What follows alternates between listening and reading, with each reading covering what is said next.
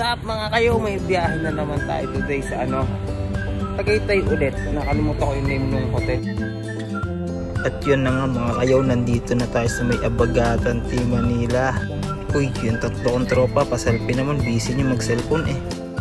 Ayun, habang nasa meeting sila, yung driver nyo po nagagala sa napunta.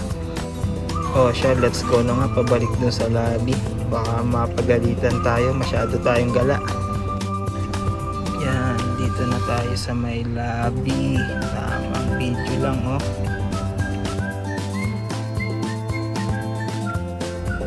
Siyempre, pakita tayo ng konti. Tapos matik, kukuha ako ng kape sa loob.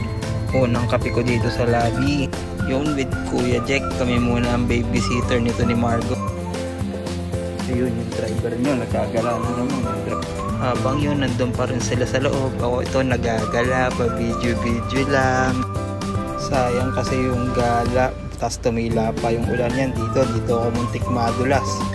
Yun, after magala, dito na, balik na tayo sa lobby kasi kakain na tayo ng lunch. Sobrang sarap, ang dami ko nakain.